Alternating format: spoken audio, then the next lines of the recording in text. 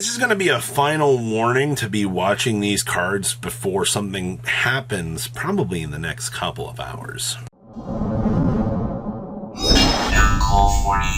Make sure you guys smash the living crap out of that subscribe button so you guys don't miss out on more Ralo's content. I want to start off talking about Testina over here. We should be getting Age of Overlord reveals to this morning, actually, and I'm dumping up this video to go, hey, we've already got Testina buyouts happening. I don't know if the new cards are going to be good.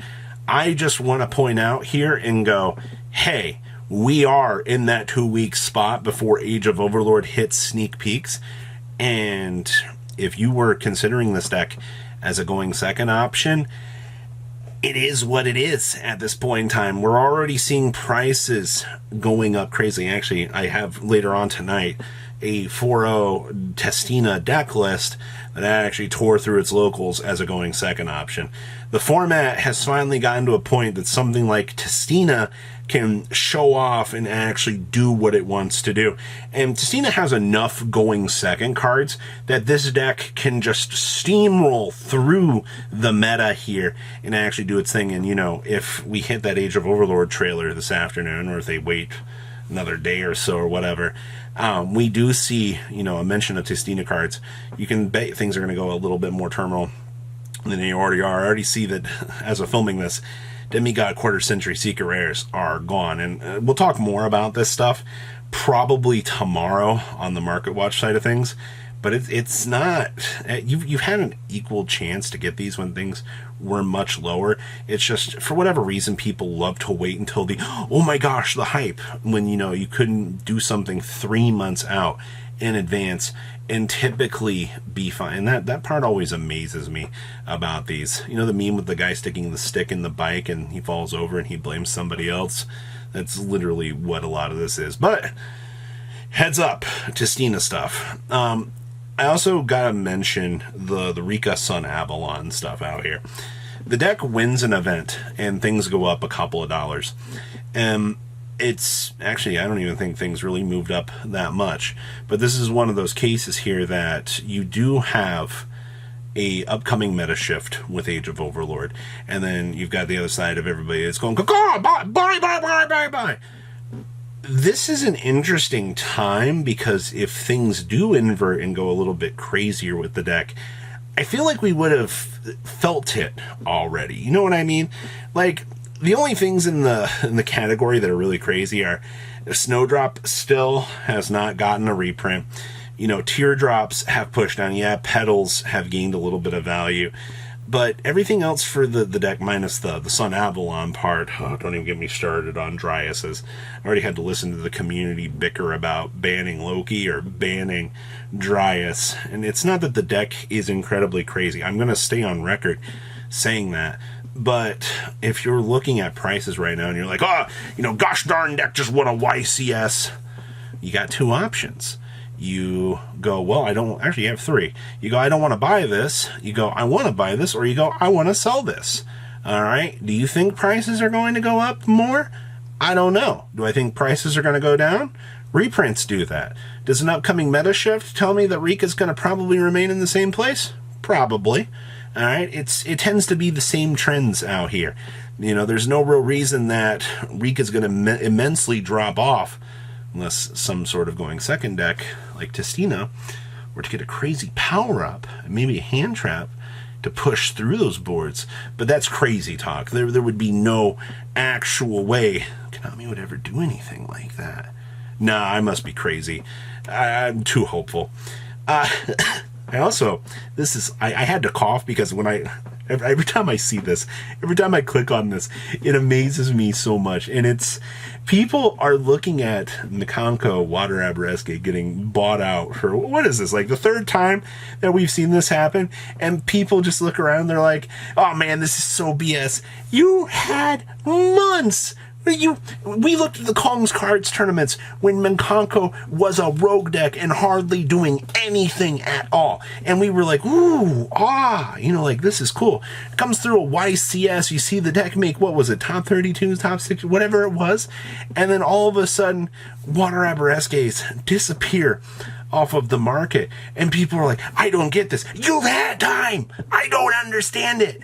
All right. Why are people upset about this? It's crazy to me. All right. We cover this info and people are like, nope. Now, are we going to see a reprint for Water? Probably eventually. I mean, they haven't really killed the value on this set, right? Yeah, right. Like, Amazing Defenders is holding on just a little bit, but everything else for Minkanko, minus the collector's rares, oh, and I guess Ohime, aren't going to break the bank. Actually, Ohime and Water Abraske, what, $45 each play set, $48 technically for the Ohime because she's 16. Give or take the dollar. That's going to break the bank a little bit. Yeah, that'll hurt a little bit. But you've got to consider, you've all had time for.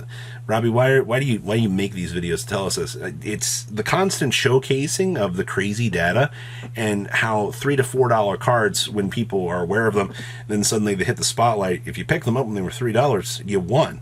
All right, that $3 turned into $15. And it's genuinely hilarious. Now, this is hilarious. We got to mention tier elements here as well. I know a lot of people have been fully aware that Paralinos were kind of creeping up in price, but another day in the office, and Rukalos Starlights are back at the $200 range. And you might not know this or want to believe this, but Rukalos had bottomed out a long time ago. And to the loyal player base, and I mean the most loyal player base that you could ever actually have for tier elements out here, they waited. They were like, you know what? Tier will rise again. And they picked up their Starlights for what, like 150? And they believed. And you know what? They got rewarded for it. Now, I've heard a few crazy rabblings out there. People are trying to cut King of the Swamp and, all these other things. You have different ways to kind of play the deck. I mean, Shayama was the most recent innovation that I have seen personally that made its way into the deck. But you have to remember, if you start messing around with a lot of the core explosion packages, a lot of people are going to start questioning a lot of things. And that's not going to be a real good thing at the end of the day. So yeah, well, with the YCS, with the crazy numbers, people have gone back to picking up the tier elements cards because they love the deck. It's a fan favorite. As much as we didn't like the crazy top end, how the format itself felt, players do still want to play this deck. That's why I don't think Konami totally cratered it. They wanted to make it playable so that the players that did want to play Mini Lightsworn Simulator could actually get the chance to do that. But the market prices are reflecting that change very, very much so. So, what else does, that's pretty much your YCS Fallout in a nutshell. And then, of course, there's the DD Crow. I don't have an opinion on Secret Rare DD Crows hitting this crazy ceiling right now because you do have buy steals. They do exist. But if you're paying $27 for a Speed Duel Secret Rare Crow, you must, one, have expensive taste in terms of rarity. You really enjoy Speed Duel. Or there's just some sort of alternative to this and that people just want some high rarity crows. Now, Crow has been starting to explore a little bit more of the meta in terms of being, I don't want to play buy steals. DD Crow can be that supplemental option to hit the other attributes, which, agreeable. I mean, it's not a bad choice. Also, remember, DD Crow hits anything, all right, not just a monster. And that's still the thing that makes DD Crow a little bit more wanted versus, obviously, buy steals can get a lot of things accomplished. But it just, man, $27 for a shiny card that has all these crazy printings. I gotta clap for it. It's genuinely impressive. We'll have to wait and see. This was just, the purpose of this video was to go, hey, danger, Will Robinson, danger, Testina cards. In the next couple hours, you might see something go even crazier. But I wanted to give everybody a heads up here and go, hey, we are at the 2-week mark for Age of Overlord. Buckle up. And the YCS Fallout has not done any favors for the market. We'll talk more about this tomorrow. And for now, that's the best I can leave you with. You guys have a good rest of your day. Patrons, thank you.